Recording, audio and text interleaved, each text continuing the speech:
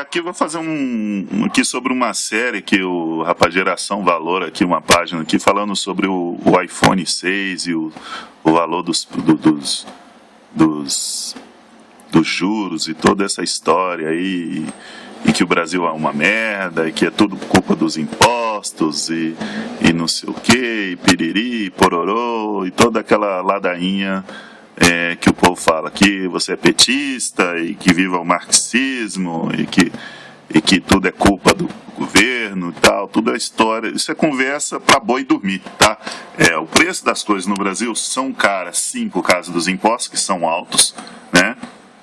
Esses impostos altos não necessariamente foram colocados no governo do PT, tá? Porque quando o Fernando Henrique assumiu, a carga tributária era um pouco acima de 27%, 26,5%, 27%. Tá? E aí, depois do final do governo dele, já estava em 35%. Agora está entre 36% e 36,5%. Muito porque alguns estados aumentaram os impostos, porque os estados quebraram. Os estados que pegaram dinheiro emprestado nos anos 90, estão todos eles quebrados. São Paulo, Minas Gerais, Rio de Janeiro, estão todos eles quebrados. Uma dívida com uma taxa de juros muito elevada. Entendeu? Então é por isso que os impostos são altos, porque você tem que pagar essa dívida, e a dívida ela gira em torno, agora que eles renegociaram essa dívida, mas agora é Selic ou INPC mais 4%, coisa assim.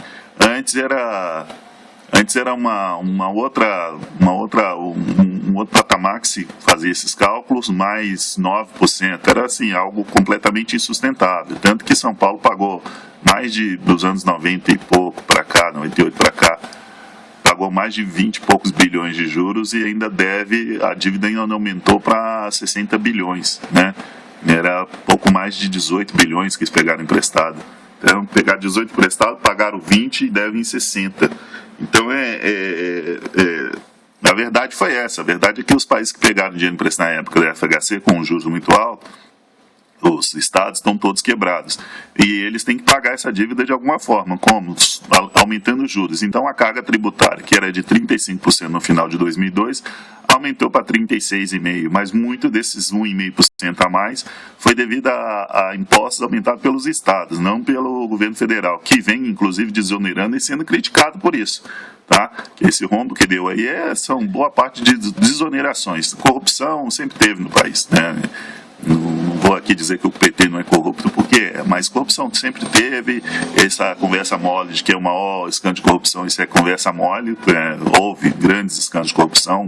Proes, por exemplo, comeu mais de 3% do PIB, e empresas especializadas, por exemplo, dizem que isso chegou a quase 17%, com toda a massa falida dos bancos. E se ajudou os banqueiros, né? Então você paga por tudo isso, tá? Os seus juros é alto por tudo isso, e também por causa dos juros de rolagem de dívida. Hoje a dívida pública brasileira, para rolar a dívida pública, custa em torno de 40% do orçamento. Então isso é dinheiro pra caralho. Entendeu? Então é isso aí. Um dos pontos também, porque os juros é alto. Por que os juros é alto? O brasileiro aceita pagar juros altos. O brasileiro vai para banco e pega dinheiro emprestado, cartão de crédito com 400%, 200% de juros ao ano, e fica devendo. É a modalidade de crédito mais cara que tem e a mais usada pelos brasileiros. Então, o brasileiro ele é meio sadomasoquista mesmo, entendeu? Então, por isso que os juros são altos, porque o povo aceita pagar. É como o caso do iPhone aqui. Ele diz que o iPhone é caro porque os juros e não sei o que, e piriri, pororô, porque os impostos no Brasil são altos e tudo e tal. Você tem que levar em consideração a taxa de juros que as empresas trabalham, né? Nos Estados Unidos, as empresas se financiam por praticamente nada, zero, ou muito pouco, que é a taxa de juros do FED, que está entre 0% e 0,25%. Então, isso dá uma vantagem enorme de competitividade para essas empresas. 2, os Estados Unidos já tem uma infraestrutura toda montada, tá? Então, custo com infraestrutura também conta muito. 3, taxas de juros de rolagem de dívida pública. A dívida pública dos Estados Unidos vem dando um calote, porque a taxa de juros é entre 0% e 0,25%, e eles estão imprimindo dólar para cacete, né? sem lastro nenhum. Ao contrário de outros países, eles têm a moeda referência, então essa moeda acaba indo inundando outros mercados, o que infla preço em outros países, né?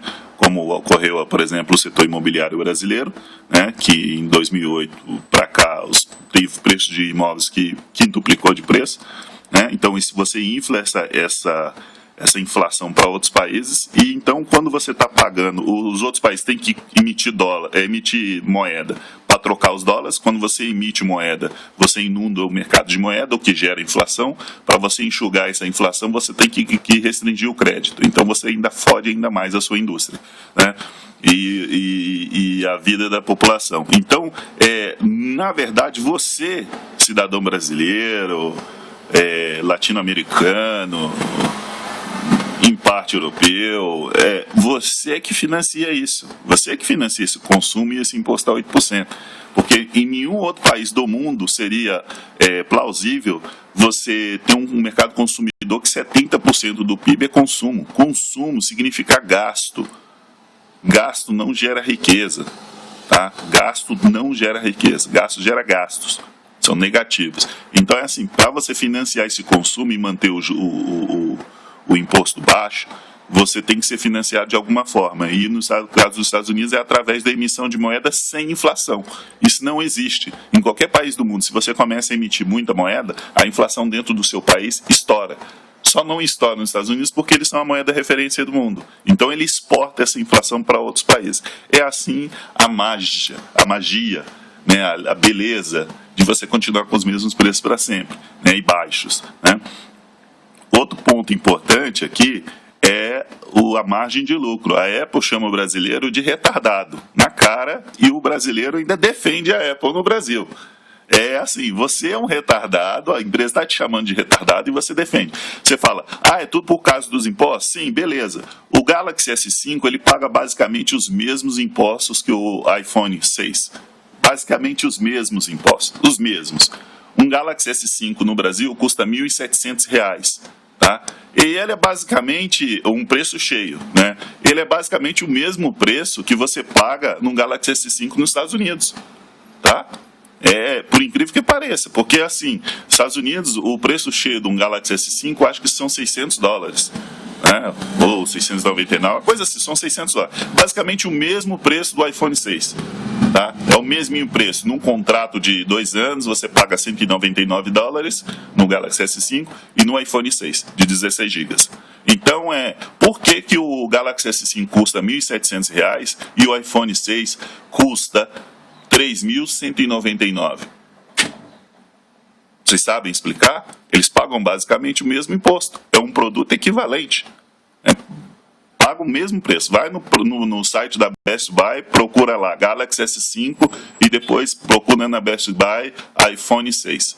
O mais barato de todos. Aí você vai ver vários preços, 199, 299, até chegar ao preço cheio. Eu acho que, inclusive, o preço cheio do Galaxy S5 está um pouquinho acima do iPhone 6. Mas, enfim, vamos colocar o mesmo preço. Por que você paga R$ 1.700 num Galaxy S5 no Brasil?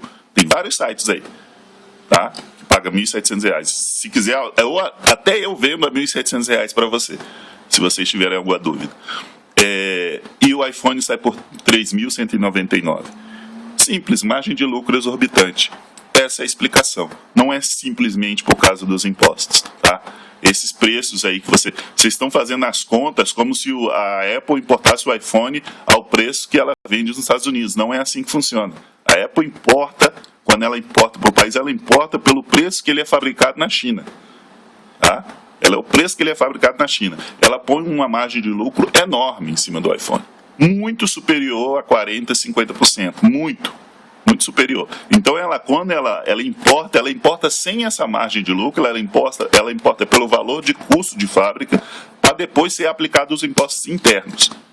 Então, ela vai fazer o imposto de substituição tributária, eles vão colocar lá o lucro presumido e tudo, e vai ser feito a taxação.